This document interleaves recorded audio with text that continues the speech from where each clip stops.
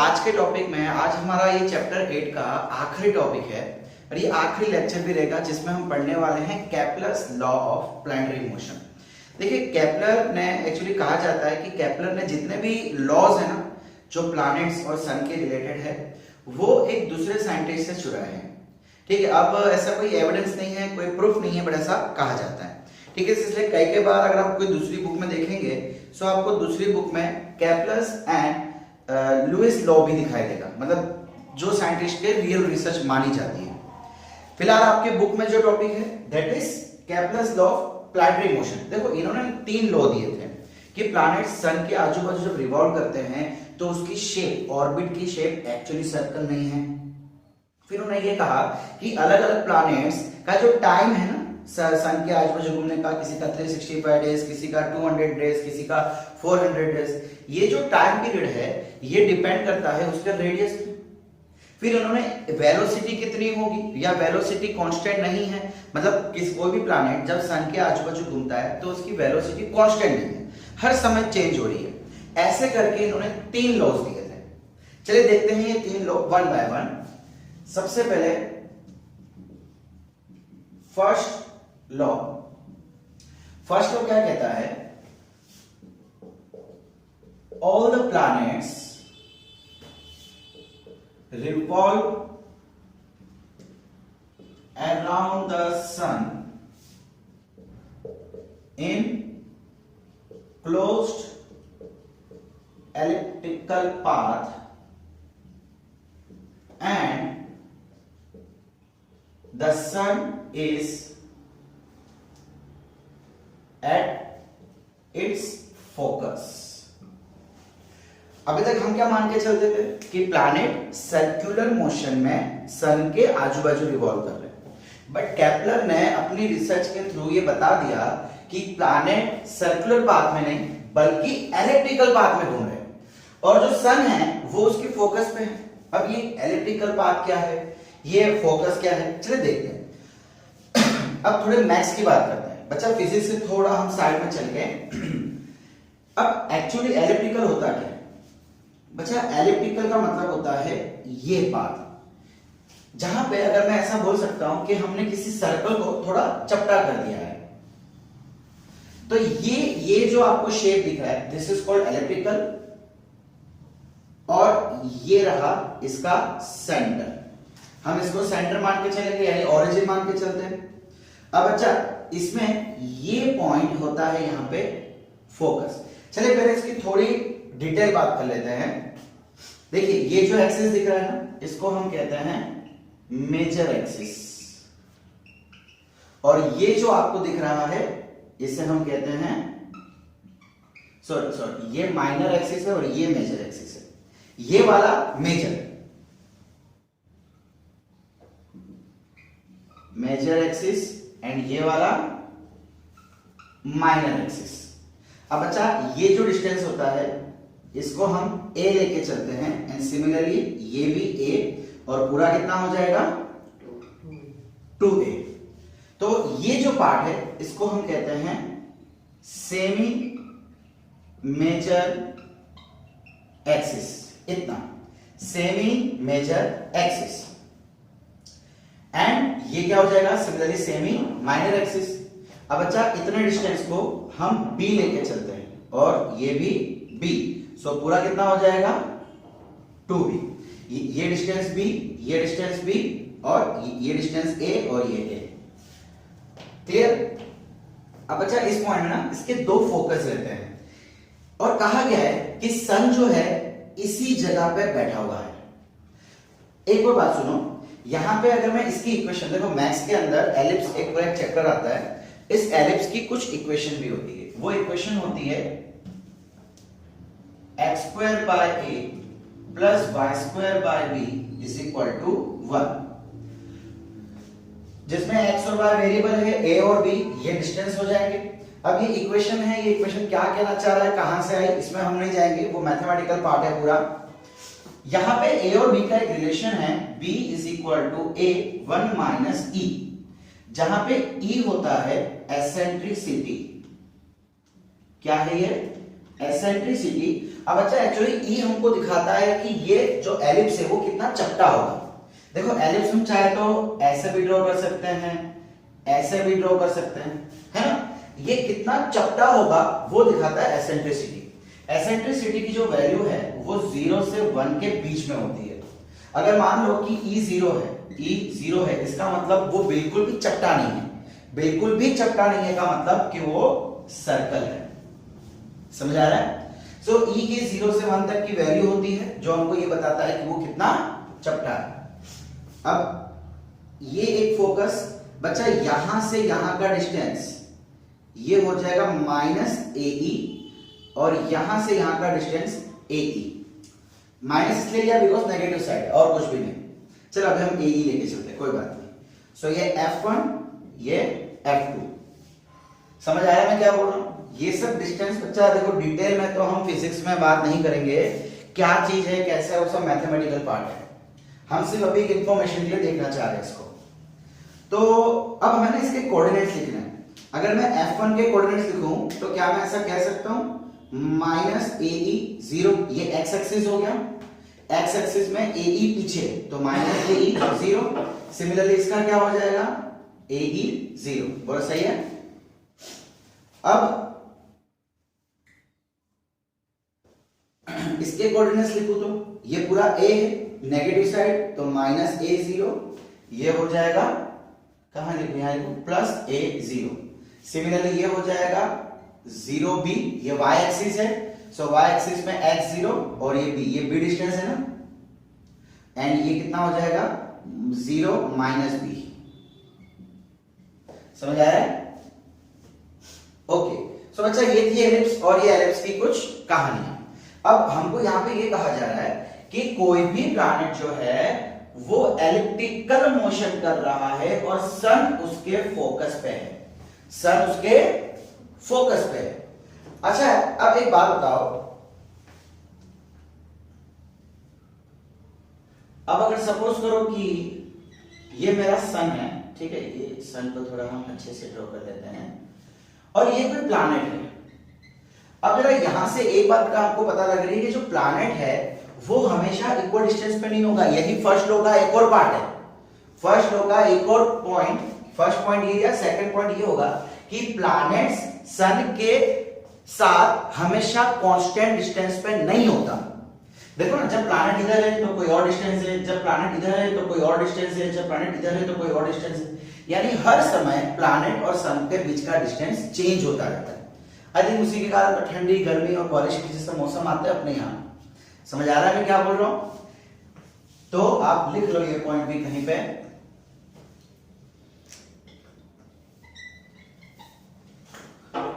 Distance between sun and planet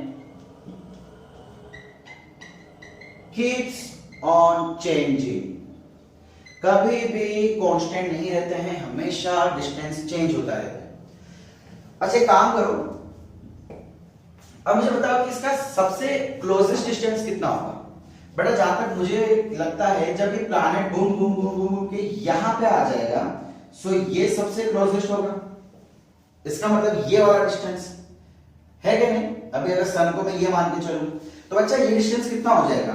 I think देखो ये पूरा A है और ये AE है, सो ये डिस्टेंस कितना हो जाएगा A माइनस AE हो जाएगा। यस और नो? सो अगर मुझे क्लोजेस्ट डिस्टेंस देना है, क्लोजेस्ट डिस्टेंस, तो वो कितना हो जाएगा A माइनस AE, या तो A को कॉमन निकाल लो 1 माइनस E। क्लियर? एंड बच्चा ये जो पॉइंट है ना जहां पे सबसे नजदीकी डिस्टेंस होता है, क्लोजेस्ट डिस्टेंस, उसको हम कहते हैं पेरिफेरियन। क्या कहा जाता है वो पॉइंट को? पेरिफेरियन कहा जाता है, या तो इसका एक दूसरा नाम भी है पेरिजी। पेरिजी वैसा नाम क्यों दिया मुझे भी नहीं पता, लेकिन साइंटिस्ट लोगों ने नाम दिया तो हमें तो लर्न करना पड़ेगा। या तो पेरिजी या तो पेरिफेरियन, जो सबसे क्लोजेस्ट डिस्टेंस वाला पॉइंट होता है उस पॉइंट को पेरिफेरियन या तो पेरिजी कहा जाता है। अच्छा फारदेस्ट कहां होगा? बच्चा ध्यान से देखो, जब ये प्लैनेट घूम घूम घूम घूम यहां आ जाएगा तो आई थिंक ये सबसे बड़ा डिस्टेंस होगा, है कि नहीं? यानी कि यहां से ये वाला डिस्टेंस पूरा यहां तक। अच्छा ये डिस्टेंस कितना होगा? मेरे ख्याल से ये AE है और ये A है ना? देखो ये AE और यहां से यहां A, सो ये पूरा डिस्टेंस कितना हो जाएगा? AE plus A। समझ आ रहा है मैं क्या बोल रहा हूं? Farthest distance is equal to A plus AE, इतना प्लस इतना, सो ये क्या है? A, ये क्या है? AE, so A plus AE। इसमें से भी आप चाहो तो A को कॉमन निकाल सकते हो, 1 प्लस E। सो फारदर डिस्टेंस बड़ा डिस्टेंस है तो 1 प्लस E, क्लोजेस्ट छोटा डिस्टेंस है तो 1 माइनस E, यानी ये पॉइंट। और इसको हम क्या बोलेंगे? एफिलियन। क्या कहा जाएगा इसको? एफिलियन या तो FOG।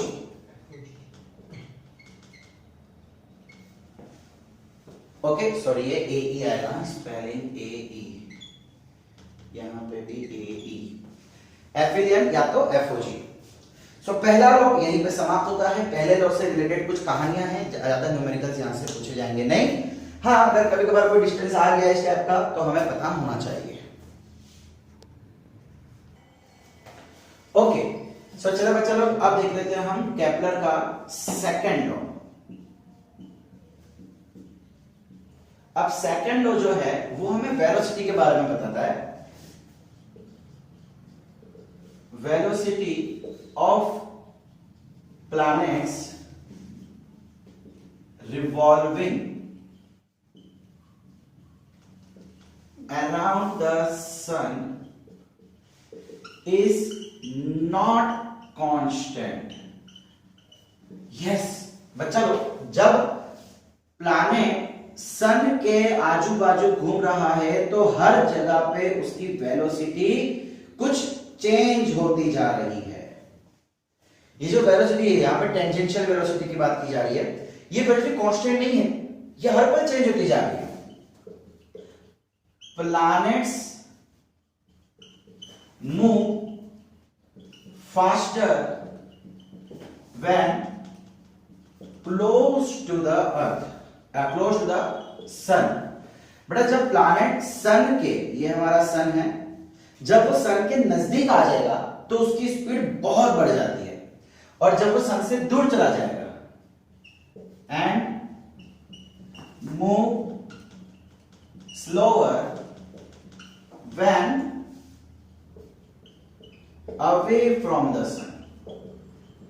जब वो सन से दूर चला जाएगा तो वो उसकी स्पीड, देखो यहां पे कुछ ना, यहां से लेके यहां तक की पूरी उसकी स्पीड बहुत ही स्लो हो जाएगी। और हम कुछ क्या की बात कर रहे हैं? टेंजेंशियल स्पीड की, ठीक है।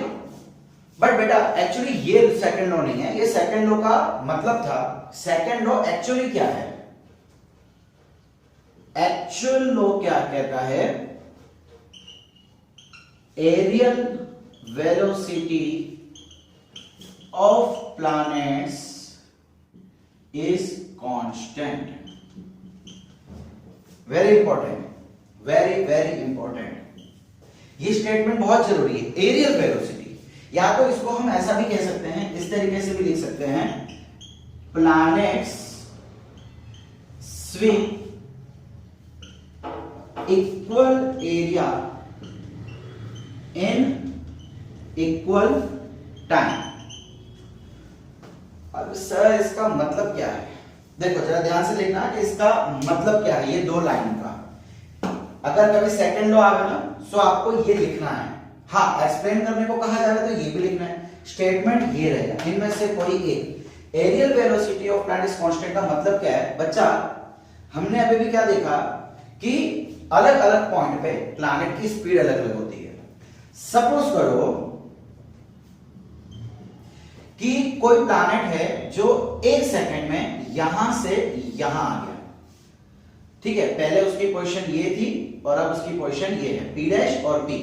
तो बच्चे यहां से यहां में उसने कितना एरिया कवर किया सन के कंपैरिजन में?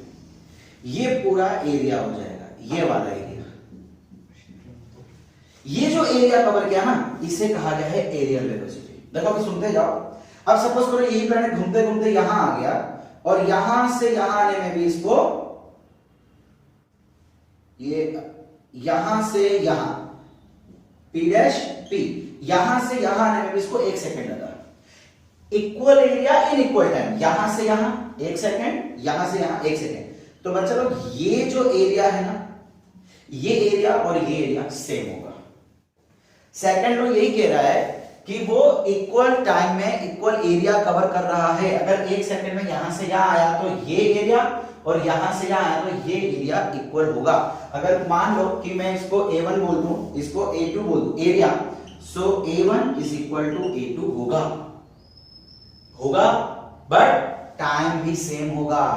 यानी कि अगर मैं इसको T1 बोलूं तो इसको T2 बोल दूंगा, सो यहां पे T1 is equal to T2 भी होगा। देखो एक्चुअली वो कहना क्या चाह रहा है, इक्वल टाइम में equal area A by T। अब बच्चे काम करते हैं, हमें छोटा सा एरिया लेते हैं, छोटा सा टाइम लेते हैं। अब यार टाइम तो बहुत ज्यादा दिनों में होता है ना, तो सेकंड्स तो हमने लिया है। अब एक काम करते, चलो मैं आपको और अच्छे से समझाता हूं इस चीज को।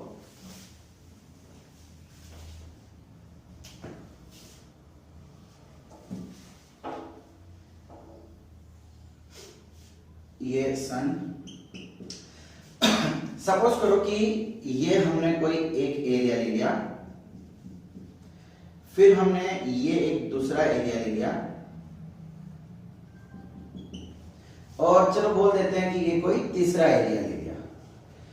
ये A1, ये A2, ये A3, और इसको कवर करने में टाइम T1 लग रहा है, इसको कवर करने में टाइम T2 लग रहा है, इसको कवर करने में टाइम T3 लग रहा है।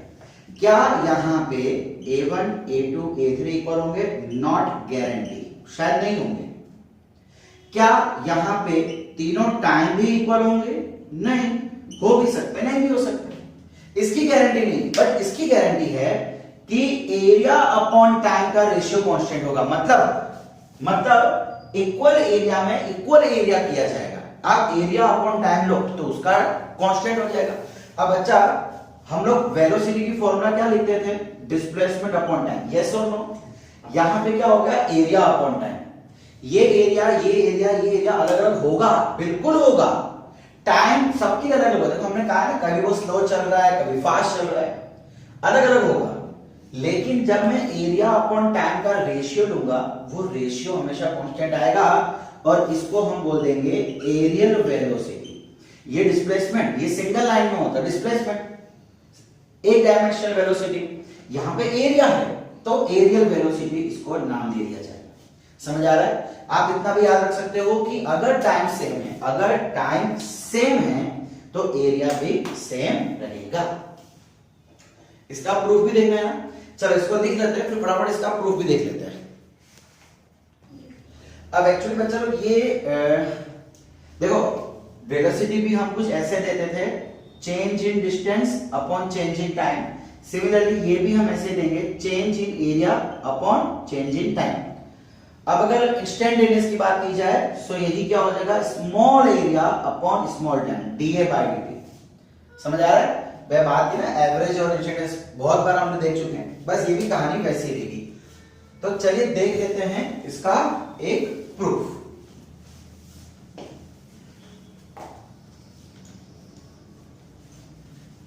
क्या प्लैनेट्स की वेलोसिटी सन के आजू बाजू सेम रहती है हमेशा? नहीं, अलग अलग समय पे उसकी वेलोसिटी अलग अलग होती है। जब वो सन के क्लोज है तो फास्ट, जब वो सन से दूर है तो स्लो।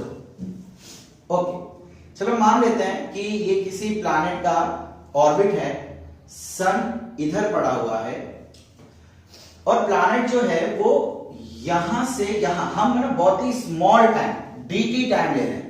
सो dt टाइम में बोलते हैं कि वो यहां से यहां आ रहा है। मतलब जो एरिया कवर हुआ वो कुछ ऐसा हो जाएगा, यस और नो? और ये जो भी एरिया है इसको हम बोल देते हैं a, और इसके देखो टाइम हमने छोटा दिया था तो एरिया भी छोटा होगा dA, और टाइम कितना लगा इसको? dt। इसको ना मैं अलग से निकाल के यहां ड्रॉ कर लेता हूं। चलिए,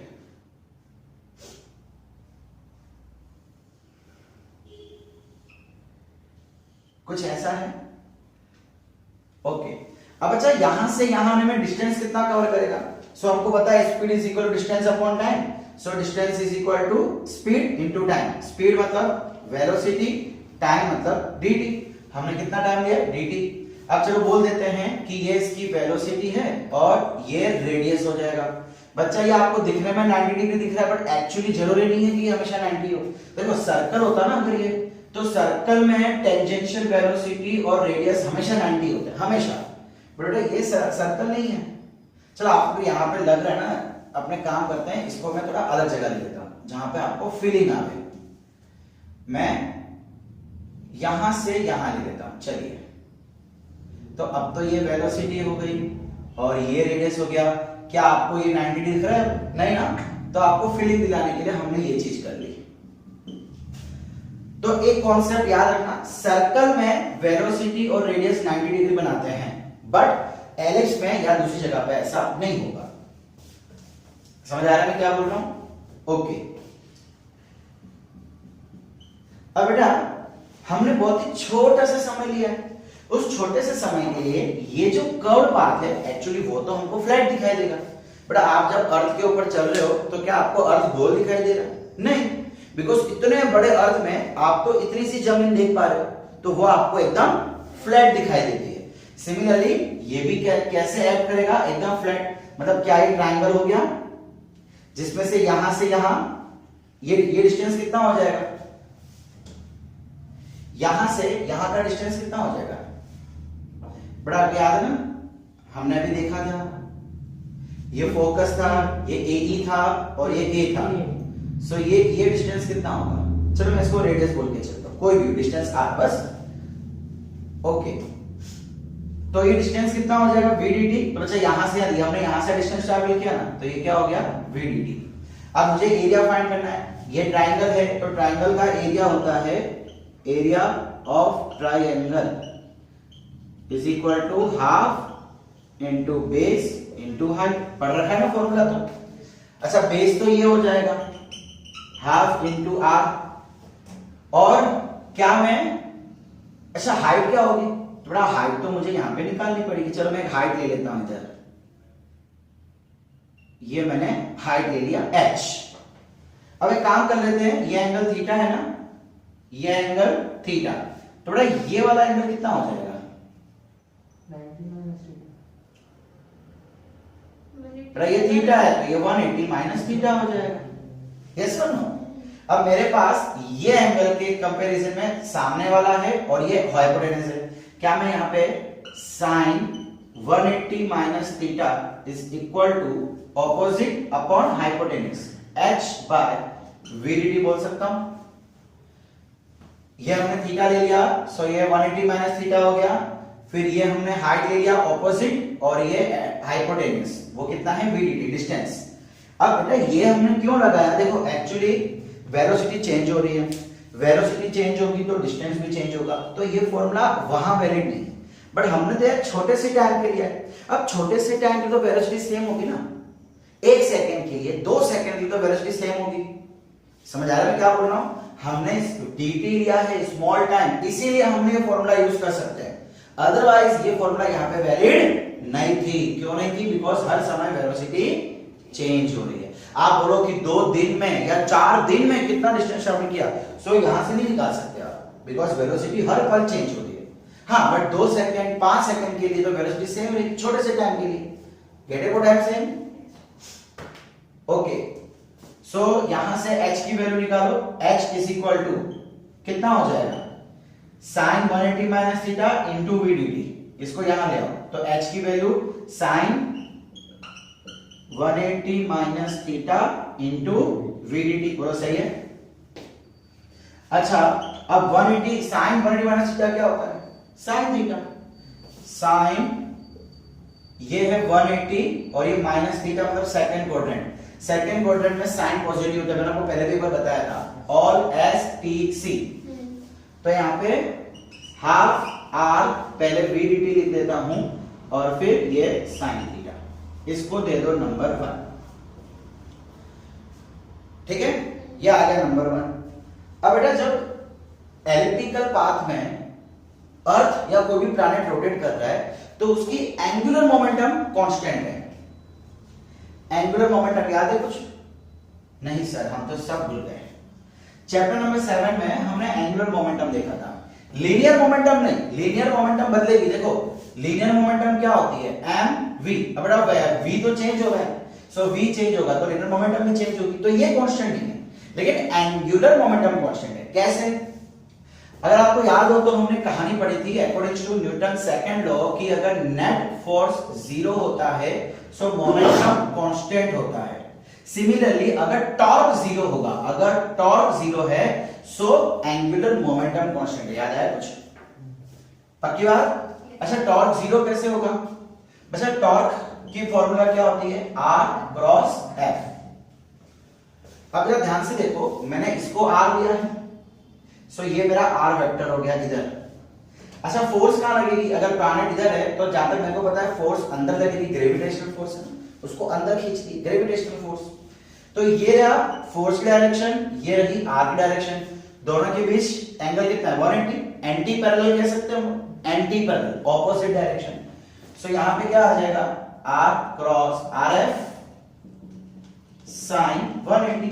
बड़ा साइन 180 तो जीरो होता है। अरे सीधी सी बात है, आप किसी को सन के अंदर ऐसा पकड़ के यूं खींच रहे हो तो वो अंदर आएगा ना, ऐसा गोल तो ना घूमेगा। क्या वो गोल घूमेगा? आप किसी को पकड़ के खींच रहे हो तो क्या वो गोल घूमेगा खींचने की वजह से? नहीं, वो तो अंदर आएगा, या तो उधर का उधर ही रहेगा। Getting what I am saying? So torque इसके कारण जीरो हो जाएगा। सो अगर टॉर्क जीरो है सो हमको पता है एंगुलर मोमेंटम। एंगुलर मोमेंटम मतलब L, याद आया कुछ? L is equal to constant. अब L की वैल्यू क्या होती है? R cross P। याद आया? फॉर्मूला सब भूल गए, वेरी गुड। एंगुलर मोमेंटम होता है R क्रॉस P, जहां पे हम इसको लिख सकते हैं mv। अब R cross P angular momentum कहां होगा? देखो बेटा एंगुलर मोमेंटम हमेशा ऐसे एक्सिस की तरफ होता है, याद आया कुछ? सो वो इसको 90 डिग्री पे होगा। R cross P, R cross P, R cross P, समझ आ रहा है? सो 90 डिग्री है तो यहाँ पे साइन, इसके बदले में लिख दूं साइन 90। साइन 90 क्या होता है? 1। तो ये क्या आ गया? RMV। एंगुलर मोमेंटम क्या आ गया? RMV। क्या अभी कोई टर्म मिसिंग है? जरा यहां पे ध्यान से देखो, इसको और इसको रिलेट करो, कुछ रिलेशन बन रहा है यहां पे। देखो MV है, एक काम करते हैं, चलिए इसको हम थीटा मान के ही चलते। चलिए 90 डिग्री है नहीं है कुछ भी है तो हम थीटा मान के ही चलते हैं। सो ऐसा लिख सकते हैं ना RMV sin थीटा। यस और नो? अब हम क्या करते हैं बेटा, यहां पे ना m को मल्टीप्लाई डिवाइड करते हैं। देखो इसको कंपेयर करो, R है, V है, sin थीटा है, क्या नहीं है? मास नहीं है, m। तो हम क्या करते हैं, m और मास मतलब किसका? ये प्लैनेट का मास, ये प्लैनेट का मास m, इसको हम मल्टीप्लाई डिवाइड करते हैं। सो इधर क्या हो जाएगा? ये half mRV dt sin theta upon m। क्या दिख रहा है ये? हाँ दिख रहा है। इसको नंबर 1 दे देते हैं, इसको नंबर 2 दे देते हैं। From 1 and 2 area is equal to, अच्छा ये DA हो जाएगा, small area shape DA is equal to, यहां से हम क्या बोल सकते हैं? Half MRV sin theta, MRV sin theta. इसके बदले क्या मैं L लिख सकता हूं? क्या बचा? एक dt बच गया और यहां पे m बच गया। dt को नीचे ले आओ, dA by dt is equal to L by 2m। Angular momentum constant, mass of planet constant. बेटा प्लैनेट जो वेलोसिटी है वो बहुत फास्ट नहीं है तो उसका मास चेंज नहीं होगा, मास तो कांस्टेंट रहेगा। ये भी कांस्टेंट, ये भी कांस्टेंट, तो area covered in time is always constant. Kepler's second law. समझ आ रहा है? ये हमने प्रूव कर दिया। आपको एग्जाम में पूछेगा कि prove that area swept by the planet is constant. ये प्रूव करना है। ये कैसे कांस्टेंट हो गया? एंगुलर मोमेंटम कांस्टेंट है, हमने यहीं पे साबित कर दिया। टॉर्क 0 है, सो एंगुलर मोमेंटम कांस्टेंट हो गया। मास ऑफ प्लैनेट कांस्टेंट, तो इसकी जो भी वैल्यू आएगी वो भी कांस्टेंट रहेगी, वो चेंज नहीं होगी। मतलब वेलोसिटी चेंज हो रही है लेकिन एरियल वेलोसिटी, ये क्या है, ये एरियल वेलोसिटी है या area swept by the planet है। समझ आ रहा है? क्वेश्चन में वर्ड कोई भी यूज हो सकता है। अब कई बार, और देखो ये आपको एक फॉर्मूला मिल गई कि जो एरिया कवर होगा वो कितना होगा, L/2m, जहां पे L एंगुलर मोमेंटम है। L क्या है? Angular momentum. समझ आ रहा है? ओके। अब चलो देखो, हमने देखा था ना कि प्लैनेट जब सबसे दूर होता है, चलिए देखिए, ये अगर सन है, इसको हम क्या बोलते हैं, पेरिजी, और इसको हम क्या कहते हैं, एफिजी। अब अच्छा, इधर जो ये सबसे दूर है, सन के सबसे दूर है, तो इसकी वेलोसिटी सबसे कम है। वेलोसिटी हमने क्या देखा था सेकंड लॉ में कि अगर वो नजदीक है तो वेलोसिटी फास्ट है, अगर दूर है तो वेलोसिटी स्लो है। तो ये सबसे दूर तो यही है, मतलब सबसे कम वेलोसिटी इधर होगी। चलो मैं इसको बोल देता हूं v2 और इसको मैं बोलता हूं चलो v1। मुझे पता है कि v1 सबसे ज्यादा है, फास्टेस्ट वेलोसिटी है पूरे रूट पे, और v2 सबसे पूरे रूट पे सबसे स्लोएस्ट है। तो अब हम vn v2 हमें निकालना है। सो एक्चुअली अब हम क्या देखने जा रहे हैं, speed of planet at perihelion and aphelion। ठीक है, इसको एफिलियन कहा जाता है, इसको पेरिफेरियन कहा जाता है। अब अच्छा, हमने अभी देखा कि एलिप्टिकल पाथ पे एंगुलर मोमेंटम कांस्टेंट है, यानी मैं ऐसा कह सकता हूं कि ये समय की एंगुलर मोमेंटम और ये समय की एंगुलर मोमेंटम कांस्टेंट है। L1 is equal to L2, बोलो सही है। फॉर्मूला क्या होती है, R cross P, R cross P, ये R1 is equal to R2 cross P1 P2, बोलो सही है। अब बेटा मैंने आपको बताया था, देखो जब यहां पे है, ये अगर मैं रेडियस ले लूं, ये वेलोसिटी ले लूं, तो इधर 90 डिग्री आएगा। अभी 2 मिनट पहले मैंने आपको ये बताया कि जब प्लैनेट इन दो पॉइंट पे होगा उस समय ये डिस्टेंस और वेलोसिटी में 90 डिग्री होगा। बाकी दूसरे समय तो कोई भी एंगल हो सकता है, जो हमने डेरिवेशन में देखा था, बट इन दो समय पे 90 डिग्री होगा। सो sin 90 1, सो क्या मैं इसको ऐसा लिख सकता हूं, R1 P1 is equal to R2 P2। ये अभी तक वेक्टर था, अभी स्केलर हो गया, हमने sin 90 ले लिया ना। अच्छा, अब P के बदले क्या मैं ऐसा लिख सकता हूं, mv1 is equal to R2 mv2, बोलो सही है। बेटा मास तो देखो, प्लैनेट तो एक ही है ना, प्लैनेट ना चेंज हुआ है तो मास तो उसका सेम ही लेगा, दोनों जगह से mm कैंसिल, क्या बचा, R1 v1 is equal to R2 v2, बोलो सही है। यहां तक क्लियर? अच्छा, R1 R2 की वैल्यू क्या होगी, ये v1 है तो ये R1 हो जाएगा और ये R2 हो जाएगा। अगर आपको याद हो, ये पूरा a होता है, ये पूरा a, और सन से यहां फोकस से यहां तक का डिस्टेंस a ही होता है। तो चलो R1 निकालो, R1 की वैल्यू क्या हो जाएगी, a माइनस a ही, हमने वही तो देखा था। एम्फीबियन तक का डिस्टेंस कितना होता है,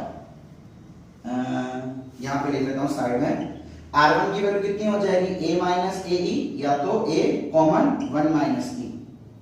सिमिलरली R2 की वैल्यू, बेटा R2 मतलब यहां से लेके यहां तक का डिस्टेंस, तो ये AE और ये A दोनों को प्लस कर दूं, R2 कितना हो जाएगा, A प्लस A, यहां से यहां तक का डिस्टेंस, तो AE प्लस A।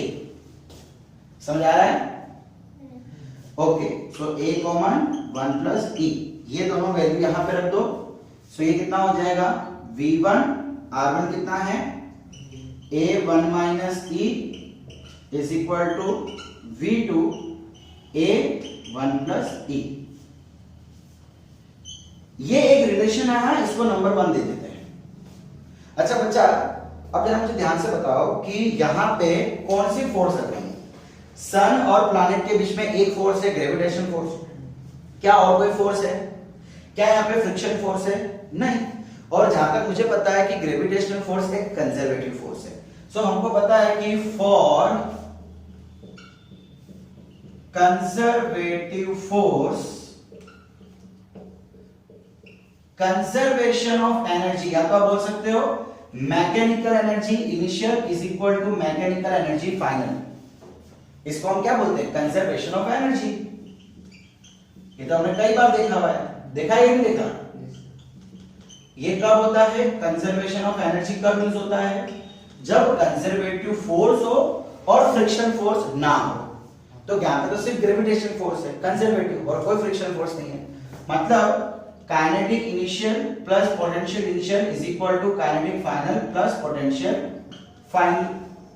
अब अच्छा, जब आप इसकी वैल्यू पुट करेंगे, देखो पोटेंशियल की फॉर्मूला हम पढ़ चुके हैं पहले भी, Gmms, ms मतलब मास ऑफ सन, अपॉन यहां के लिए R1 और यहां के लिए R2, और kinetic energy half mv1 square, ये इनिशियल, फिर ये फाइनल के लिए। बेटा जब आप ये वैल्यू पुट करोगे और इसको सॉल्व करोगे, इसको और इसको सॉल्व करने पे आप यहां पे लिख लेना पहले तो इज इक्वल टू फाइनल क्या हो जाएगा? अच्छा, पोटेंशियल माइनस होती है ना, पोटेंशियल एनर्जी पे माइनस, फाइनल काइनेटिक एनर्जी कितनी हो जाएगी? Half mv2 square. इसको इनिशियल मान लो और इसको फाइनल मान लो। सो फाइनल में कितना हो जाएगा? Minus Gmm/R2। तो बेटा R1 R2 और V1 V2 जब आप इसकी वैल्यू रख के इन दोनों को सॉल्व करोगे, मैं आपको भी सॉल्व नहीं करके दिखा रहा हूं, ना ही आपके बुक में है, इसको सॉल्व करने पे फॉर्मूला कुछ ऐसी बनती है V1 और V2 की, root of Gms/A, Gms/A, ms मतलब मास ऑफ सन, ms मतलब मास ऑफ सन, इनटू, देखो कौन सी वेलोसिटी बड़ी है? ये वेलोसिटी ज्यादा बड़ी है, सो 1 प्लस ई 1 माइनस ई। बड़ी वैल्यू के लिए 1 प्लस ई, बड़ी वैल्यू ऊपर, और ये हो जाएगा 1 माइनस ई अपॉन 1 प्लस ई। ये वैल्यूज आपको डायरेक्टली याद रखनी है। Gms/A, जहां पे A का मतलब आपको मालूम है, यस और नो? A मतलब मालूम है ना, ये वाली वैल्यू सेंटर से यहां तक की value. Clear? Okay, now last and third law, Kepler's third law. अच्छा, थर्ड लॉ एक्चुअली हमने पहले भी देख चुके हैं। आपको याद है हमने एक जगह पे देखा था T² is directly proportional to R3। किसी भी प्लैनेट का टाइम पीरियड और उसका डिस्टेंस, हमने ये चीज ना सैटेलाइट के केस में बताया, याद है? Motion of satellite, types of satellite. तो मोशन ऑफ सैटेलाइट जब हम पढ़ रहे थे तो ये रिलेशन हमको आया था। उस समय सैटेलाइट जो है वो अर्थ के आजू बाजू सर्कुलर डायरेक्शन में घूम रहा था। कब? सर्कुलर। इस समय एलिप्टिकल है, लेकिन ये फिर भी सही रहेगा, यानी square of time period of any planet around the sun is proportional to the cube of the distance between sun and planet, that is T² is proportional to R³। इस चीज को आपको याद रखना है, चाहे ऑर्बिट सर्कुलर हो चाहे ऑर्बिट एलिप्टिकल हो, कोई भी ऑर्बिट हो, ये चीज हमेशा ट्रू रहेगी। अब मान लो कि आपको कोई 2 प्लैनेट दिए हैं, ठीक है? अब देखो आपको क्वेश्चन कैसे आएंगे, आपके एक्सरसाइज में भी ऐसे क्वेश्चन दे रखे हैं। आपको कोई 2 प्लैनेट दिया होगा, प्लैनेट 1 प्लैनेट 2, उन दोनों का टाइम पीरियड दिया होगा T1 T2, और उन दोनों का ऑर्बिटल डिस्टेंस। बच्चा एक्चुअली ये r क्या है? ये ऑर्बिटल डिस्टेंस है ना यार। किसी भी सन के आजू बाजू प्लैनेट कहां चलेगा? ये r, तो ये ऑर्बिटल रेडियस हो गया। समझ आ रहा है? Orbital radius, orbital distance, orbital size, इसको हम एक और नाम देते हैं ऑर्बिटल साइज। कुछ भी बोलो उसका मतलब होता है ये रेडियस, ये डिस्टेंस। क्लियर? ओके, सो चलो इसका r1 ले लेते हैं, इसका r2 ले लेते हैं। अब बेटा according to third law T1 is proportional, T1 square is proportional to R1 cube and T2 proportional to R2 cube। मैं ना इन दोनों का रेशियो ले लेता हूं। चलो एक काम करते हैं, यहां पर देखो T1 square is equal to K R1 cube। ये प्रोपोर्शनलिटी साइन हटाएंगे तो कोई ना कोई कांस्टेंट लगता है, चलो वो कांस्टेंट हम मान लेते हैं K। सिमिलरली इसके लिए क्या मैं ऐसे लिख सकता हूं T2 square is equal to K R2 का क्यूब। बोलो सही है? यहां पे हमने प्रोपोर्शनलिटी साइन हटाई, इक्वल टू लगाया और इक्वल टू लगाने पे कोई ना कोई कांस्टेंट वैल्यू लगती है, उस कांस्टेंट वैल्यू को यहां पे मैं K लेके चल रहा हूं। इन दोनों का रेशियो ले लो, so T1 by T2 is equal to K R1 cube upon K R2 cube. K cut, क्या बचा T1 sorry square, so T1 by T2 का whole square is equal to R1 by R2 का whole cube. सो ये relation आपको use करना है अगर कोई क्वेश्चन में आपको टाइम पीरियड, किसी एक प्लैनेट का टाइम पीरियड डिस्टेंस दे दिया जाएगा और दूसरे प्लैनेट का टाइम पीरियड ढूंढने को कहा जाएगा। समझ आ रहा है? इन चार में से कोई तीन चीज दी होगी और एक चीज आपको ढूंढनी होगी। सो ये रिलेशन हम यूज करेंगे। Getting? T1 square upon T2 square is equal to R1 cube upon R2 cube. तो बच्चा इसी के साथ हम ये चैप्टर और ये topic Kepler's law of motion यहीं पे खत्म करते हैं। इसको आपको पूरा अच्छे से पढ़ लेना है, आपके बुक से ज्यादा हमने इस वीडियो में बताया है, तो कुछ चीजें हैं जो कॉम्पिटिटिव लेवल के लिए भी हमने आपको तैयार किया है। सो अच्छे से पढ़िए, अच्छे से ध्यान दीजिए एंड एंजॉय करते रहिए। Thank you.